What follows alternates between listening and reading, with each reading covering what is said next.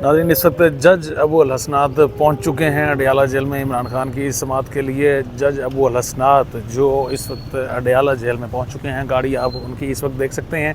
अडयाला में समाअत करने के लिए इमरान खान और शाह महमूद कुरैशी की जज मुसलसल चौथी से पाँचवीं मरतबा ऐसा हो रहा है कि जज अडयाला में पहुँचते हैं और यहाँ पर ही इमरान खान के केसेस के हवाले से उनकी समाअत करते हैं। नाज़रीन, सेंट्रल जेल रावलपिंडी यानी अडयाला जेल, जहाँ पर जज अबू अल हसनात इस वक्त पहुँच चुके हैं। साइफ़र केस में समाअत होगी, इमरान खान के केसेस के हवाले से समाअत होगी। पाकिस्तान तहरीक इंसाफ के वकला की आज मुलाकात भी होगी इमरान खान से और उस मुलाकात का अहवाल भी आप तक पहुँचाएँगे। लेकिन जज अबू अल हसनात जो इस वक्त अडयाला में पहुँचे हैं, दरख्वास्त ऑलरेडी एक इस्लामाबाद हाई कोर्ट में लग चुकी है। दरख्वास्त के मुताबिक अब इमरान खान साहब का जो ट्रायल है उसको जेल के बजाय ओपन ट्रायल किया जाना चाहिए, जेल में समाअत को रोकनी चाहिए। ये दरख्वास्तें हैं जिन पर समाअत इस्लामाबाद हाई कोर्ट में मुकर्रर है। जज अबू अल हसनात इस वक्त पहुंच चुके हैं अडयाला जेल में, जो यहाँ पर समाअत करेंगे आज इमरान खान और शाह महमूद कुरैशी के साइफ़र केस के हवाले से।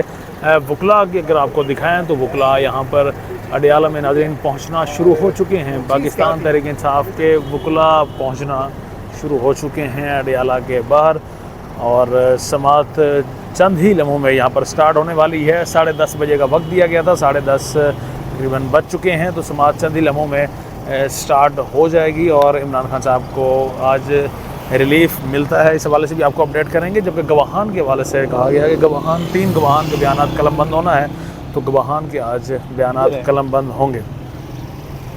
ये अडयाला जेल के इस वक्त आपको मनाजिर दिखा रहे हैं।